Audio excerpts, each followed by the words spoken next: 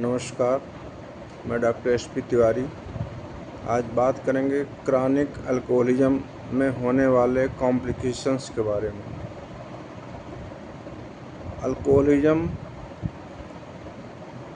प्रारंभिक यदा-कदा ड्रिंक लेने की आदत से शुरू होने वाला ये सफ़र लोग बिगिनिंग में तो ऑकेजनल ड्रिंक्स के रूप में, स्टूडेंट्स या पार्टीज़ में जब कभी ड्रिंक लेते लेते धीरे धीरे यही आदत एक ऐसा भयावह रूप ले लेती है जिसमें ड्रिंक की आदत, अल्कोहल ड्रिंक्स की आदत ऐसी हो जाती है कि उसको हर 1 घंटे 2 घंटे में अल्कोहल लेना पड़ता है। और यदि ये अल्कोहल उसको नहीं मिलता या उसको उपलब्ध नहीं हो पाता या वो नहीं ले पाता तो उसको कुछ विशेष संकटों का सामना करना पड़ता। इनमें से सबसे महत्वपूर्ण है झटके का आना। जब अल्कोहल का विड्रॉल होता है, अल्कोहल बॉडी में कम होने लगता है और व्यक्ति को उसकी आदत बनी रहती है, तो ऐसी स्थिति में जहाँ उसको अल्कोहल सही समय में नहीं मिला तो कभी भी उसको इतने तगड़े झटके, फिट्स जैसे, मिर्गी जैसे झटके आ जाते हैं जिसमें घर के लोग सभी चिंतित हो उठते हैं और कई बार इसी के साथ में मृत्यु तक का खतरा रहता है। बात करते हैं इसी कन्वर्सेंस के घरेलू ट्रीटमेंट के बारे में और क्या करना चाहिए, इसके बारे में कुछ संबंधित चर्चा करते हैं। अल्कोहल विड्रॉल से क्या क्या लक्षण हो सकते हैं? इनमें सिर दर्द का होना, घबराहट होना, नींद ना आना, अत्यधिक पसीना आना, पेट में गड़बड़ी हो जाना, धड़कन बढ़ जाना, बीपी एकदम से शूट अप कर जाना, हाई बीपी हो जाना, हार्ट रेट बढ़ जाना, चलने में दिक्कत होने लगना, हाथ कँपाने लगना, कन्फ्यूजन होने लगना, हेलुसिनेशन आना, झटके आना और मरीज़ का बेहोश हो जाना, सुस्त हो जाना।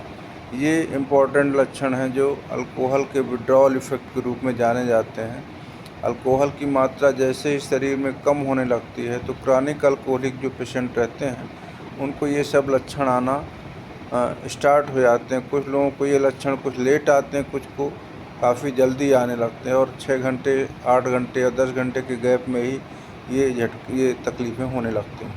शराब की लत से छुटकारा पाना एक दृढ़ संकल्प से ही संभव है और इस दृढ़ संकल्प के साथ जीवन शैली में साधारण बदलाव करके, घर के सभी सदस्यों का सहयोग लेकर के इस बीमारी पर काबू पाया जा सकता है। इसके लिए एक मजबूत इरादा, अच्छी प्लानिंग, ट्रिगर्स न बढ़ने पाए, अपने ट्रिगर्स को पहचाने किस चीज़ की वजह से ये पीने की आदत बढ़ जाती है, उनको पहचानते हुए और जिस समय अपने को अल्कोहल की क्रेविंग ज़्यादा होती तो उस समय अपना ध्यान कैसे दूसरी जगह इंगित करें और परिवार दोस्तों की मदद से इस पे काबू पाया जा सकता है। जब भी शराब पीने की तीव्र इच्छा हो तो खुद को किसी दूसरी गतिविधि में व्यस्त कर लें, व्यायाम करने लगें, वॉक पर जाएं, संगीत सुनें या अपना कोई पुराना शौक़ पूरा करें, लेकिन अपने मन को दूसरी गतिविधि में व्यस्त कर लें। परिवार और दोस्तों की मदद, परिवार वालों और करीबियों को इसके बारे में, अपने अल्कोहल छोड़ने के बारे में बता दें, जिससे वो लोग भी आपको बीच बीच में मदद करते रहें, विशेष परिस्थिति में आपका सहयोग करते रहें। खुद को हाइड्रेटेड रखें। जब भी शराब की तलब लगे, ज़्यादा पानी, नींबू पानी, फलों का रस, नारियल पानी इत्यादि का सेवन करें, जिससे उसकी क्रेविंग कम हो जाए। और जब शराब अचानक छोड़ने से घबराहट, पसीना आना, झटके लगना, जब विड्रॉल सिम्टम्स डेवलप हों तो तुरंत मेडिकल सलाह लें, प्रोफेशनल मेडिकल सलाह लेना आवश्यक रहता है। आवश्यकता अनुसार नशा मुक्ति केंद्र, रिहैबिलिटेशन सेंटर या मनोचिकित्सक से संपर्क करें।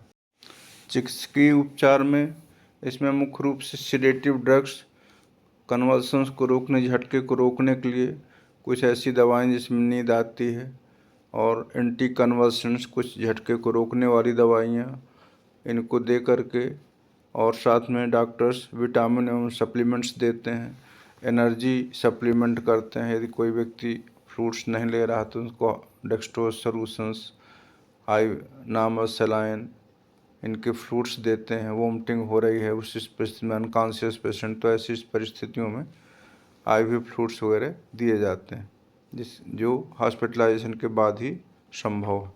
इसलिए डॉक्टरी परामर्श के, डॉक्टरी सहयोग के साथ में चिकित्सकीय उपचार कराना चाहिए।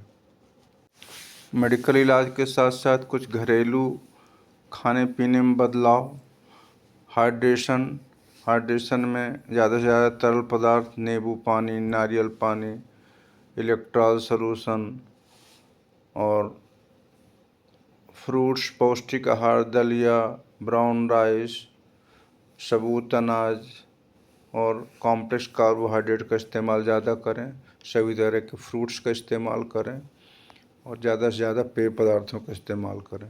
इनके साथ साथ मेडिकल ट्रीटमेंट जो भी डॉक्टरी सलाह से संभव हो उसको कराने की कोशिश की जानी चाहिए। घरेलू खान पान के साथ में साइकियाट्रिस्ट के द्वारा या रिहैबिलिटेशन सेंटर में कुछ बिहेवियरल थेरेपी और काउंसलिंग की जाती है। इसके बारे में शराब की लत को छोड़ने के लिए मानसिक विशेषज्ञों के द्वारा काउंसलिंग, एक ग्रुप काउंसलिंग की जाती है और सपोर्ट ग्रुप बनाए जाते हैं। और जैसे जो लोग छोड़ चुके रहते हैं उनके अपने अनुभव सब वहाँ बताए जाते हैं और उसके ज़रिए व्यक्ति अपना ये अल्कोहल छोड़ने में सफल हो पाता है। तो इस तरह से, क्योंकि वो एक उसी ग्रुप में रख करके ज़्यादा बेहतर से बेहतर सलाहें दी जाती हैं कि कौन सी काउंसलिंग ज़्यादा बेहतर रहती, किस सपोर्ट ग्रुप से कितना बेनिफिट मिलता है। इस तरह से साइकियाट्रिस्ट के द्वारा और काउंसलर के द्वारा ये चीज़ें समझाई जाती हैं। अधिकतर ये चीज़ें रिहैबिलिटेशन सेंटर्स में की जाती हैं, पर साथ साथ क्लिनिक्स में भी काउंसलिंग की जाती है। डॉक्टर से कब संपर्क करें? जब भी अल्कोहल बंद करने के बाद विड्रॉल सिम्टम्स आने लगें, वोमिटिंग होने लगे, सिर दर्द होने लगे, झटके आने लगे, हेलुसिनेशंस आने लगे, सुस्त होने लगे, अनकॉन्शियसनेस आने लगे, तो ऐसी परिस्थिति में तुरंत डॉक्टरी सहयोग लेना चाहिए। हॉस्पिटलाइज होकर के डॉक्टर्स की निगरानी में अपना इलाज प्रारंभ करवाना चाहिए। इसमें जो मुख्य दवा उपयोग में लाई जाती है, बाकी सप्लीमेंट्स और IV फ्रूट्स के अलावा एक डाइसल्फिराम नाम की दवाई रहती है जो इसको छुड़ाने में काफ़ी मदद करती है। इसके अलावा नैल्ट्रेक्सोन, एंटी एंजाइटी ड्रग्स, लिब्रियम, डायज़ेपाम, इनका उपयोग इसमें काफ़ी बहुतायत से किया जाता है और इसके ज़रिए कन्वल्सन्स को रोकने में मदद मिलती है। लेकिन ये सब कार्य एक सक्सेसफुल, एक एक्सपीरियंस्ड साइकियाट्रिस्ट के अंडर में या फिजिशियंस के अंडर में होना चाहिए। शराब छोड़ने के 8 से 10 दिन के बाद क्या होता है? अधिकांश लोगों की तब तक जो 7 से 10 दिनों में वोमिटिंग और ट्रेमर्स वगैरह जो आते हैं वो बंद हो जाते हैं, लेकिन उस समय फिर अनिद्रा, चिड़चिड़ापन इत्यादि ज़्यादा आने लगता है, अत्यधिक कमजोरी का अनुभव होने लगता है। अल्कोहल छोड़ते समय अधिकतर फ्रूट्स का इस्तेमाल, अत्यधिक पेय पदार्थ, जूसेस और कॉम्प्लेक्स कार्बोहाइड्रेट का इस्तेमाल करना चाहिए। संतुलित भोजन, लाइट भोजन का इस्तेमाल करना चाहिए। ओट्स, ब्राउन राइस, क्विनोआ, जौ, साबुत गेहूं की रोटी का इस्तेमाल और सभी फ्रूट जूसेस का इस्तेमाल करना चाहिए। लगभग 30 से 40 दिनों के अंतराल में क्या परिवर्तन आते हैं? तो इस समय तक लीवर की सूजन में कमी आ जाती है, नींद प्रॉपर आने लगती है, डाइजेस्टिव सिस्टम इम्प्रूव हो जाता है, वीकनेस वाला पार्ट ओवर हो जाता है, भूख अच्छी लगने लगती है। इस तरह से इस समय तक रिहाइड्रेशन प्रॉपर हो जाता है। इस तरह से इस पीरियड में काफ़ी अच्छा फीलिंग होने लगता है, लगभग नॉर्मल जैसा आदमी अनुभव करने लगता है। सामान्यतः कैजुअल ड्रिंक्स में कितना अल्कोहल की अनुमति है? इसमें महिलाओं के लिए प्रतिदिन कम से कम 1 और सप्ताह में 7 पैक से ज़्यादा नहीं पीना चाहिए। पुरुषों में प्रतिदिन 2 पैक और सप्ताह में 14 पैक से ज़्यादा इस्तेमाल नहीं करना चाहिए। 65 वर्ष से ज़्यादा की उम्र में प्रतिदिन 1 और हफ्ते में 7 पैक से ज़्यादा इस्तेमाल नहीं करना चाहिए। इस तरह से एक सामान्य सीमा है अल्कोहल पीने की, और ये एक परमिसिबल लिमिट है जिसको यूज किया जा सकता है जो कैजुअल ड्रिंक्स करते हैं। क्या अल्कोहल लेने के कुछ फ़ायदे भी हैं? हाँ, कम डोज पे ये एक एपेटाइज़र के रूप में काम करता है, इसलिए कई टॉनिक्स में इसका उपयोग भी किया जाता है। बच्चों में बहुत कम मात्रा में शरीर की ठंडक को दूर करने के लिए माताएं ब्रांडी का यूज करती थी बहुत पुराने समय से। तब डॉक्टरी रूप से इंडिकेटेड नहीं है, परमिटेड नहीं है, लेकिन फिर भी अधिकतर लोग कम मात्रा में ब्रांडी का इस्तेमाल बच्चों में करते रहते हैं। इसी तरह इसका हार्ट में कार्डियोटॉनिक प्रभाव है। बहुत कम डोज में, 1 पैक में ये परमिटेड लेवल है, और ये हार्ट के लिए बेनिफिशियल भी रहता है। साथ ही इसके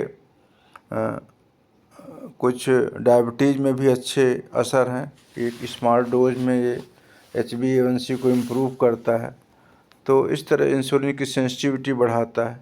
लेकिन क्योंकि इसके हार्म बहुत ज़्यादा हैं, इसलिए इसके इन बेनिफिट्स का जिक्र कहीं नहीं किया जाता है।